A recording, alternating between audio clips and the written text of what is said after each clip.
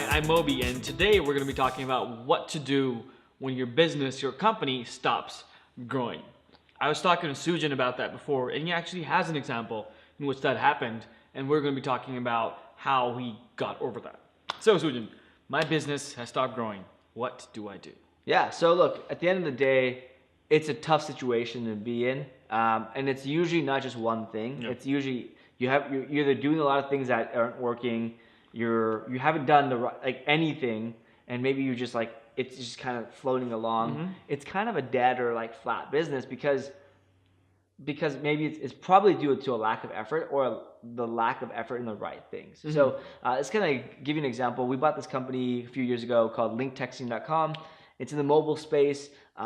Founders kind of just were letting it run, and they weren't doing much. So the brand was dead. So first and foremost, you need to look at the industry, look at the competition. So is the industry dying?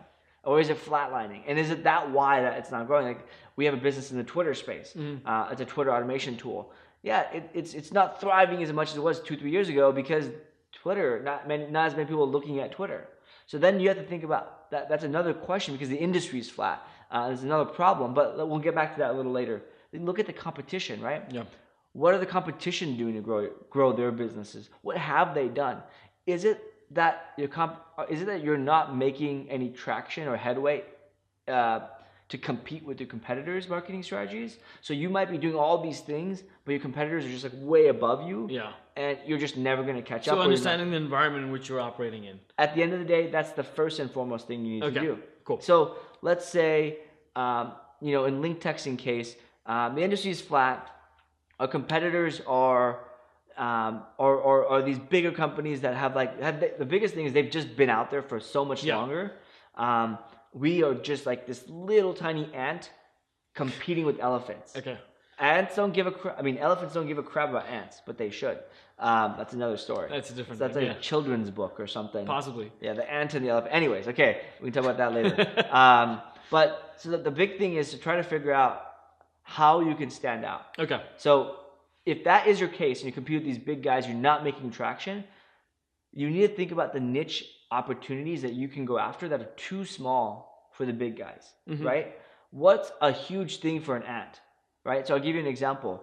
It might be influencer marketing. It might be advertising on a niche blog. So for us, looking at mobile blogs that weren't as active because again the industry is flat. So are there any blogs that people are not writing for as much? Maybe we could write for them, or maybe we can borrow and have those blog posts hosted on our site, and we can lease their traffic essentially. Okay, so induce growth a little bit.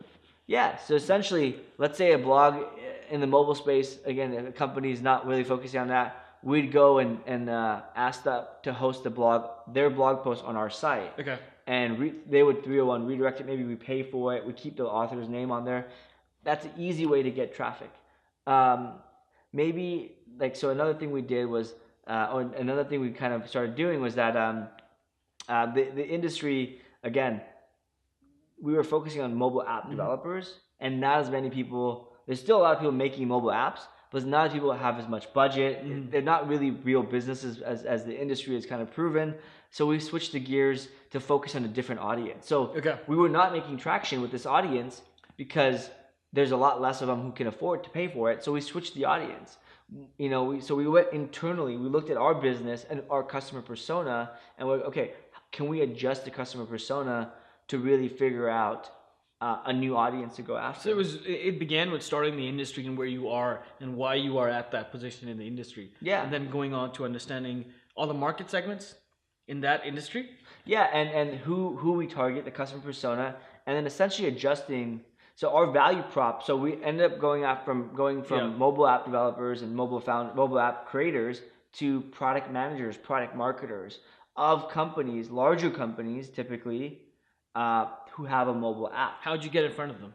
Yeah, so we changed our value prop. Okay. We started, first and foremost, writing. What I like to start with is creating content, being educational, and we started creating content for product marketers instead of mobile marketers. And product managers care about something different. Yeah. Right?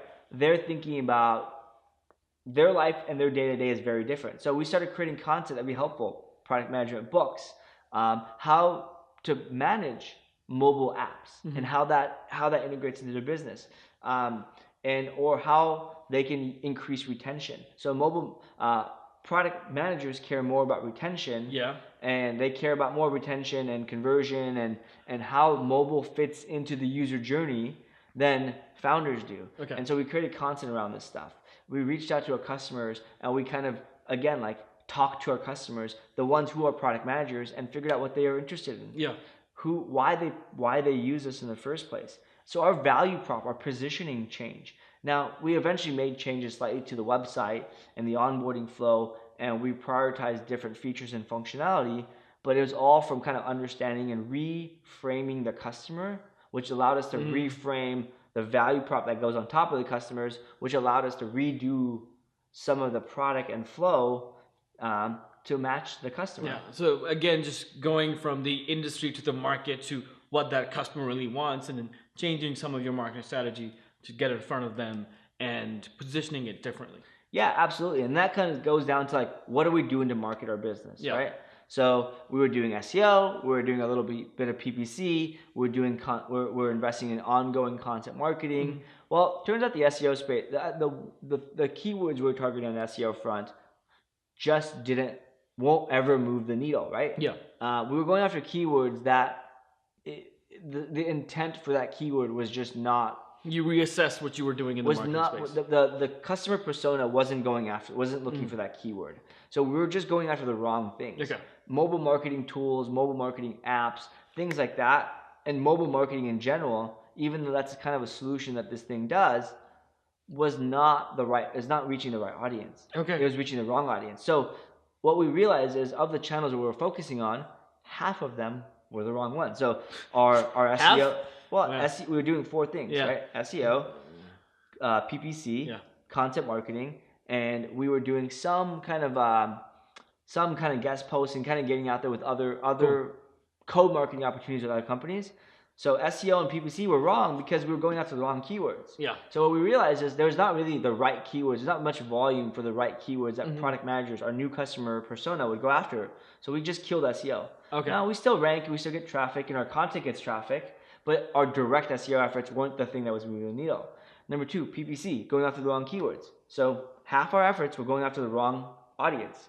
So immediately we stopped doing that. We used that marketing budget to go after the right customers. Okay. So we found, instead of going and doing pull marketing, SEO, PPC, people search for something, they find you. That's pull marketing from a demand. We went and did push marketing and heavier emphasis there. That's why content marketing worked. We got in front of people and we changed our content and our ideas to go after the people, the right audience. And number 2 is we just went outbound and we made a list of all the product managers at all the companies who are large companies who have mobile apps. Think about Expedia, they have a mobile app. Wall Street Journal, they have a mobile app.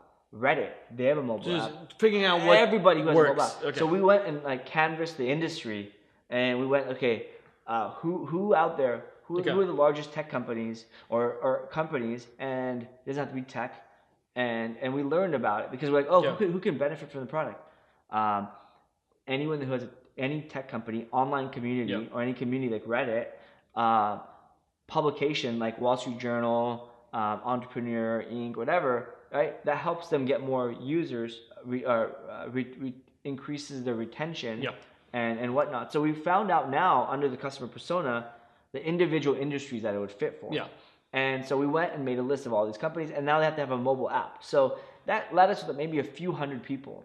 And so then we figured out, what's the right pitch to get in front of those people? So this kind of goes into understanding your customers more and more. You have another video about that, right? Yeah, I've got lots of videos. I mean, I think when it comes down to understanding your customers, talking to them, we can go into it. We'll leave some notes in the description as well. Yeah, sounds good. Sujan talked about a lot about how to bring your business back from the dead.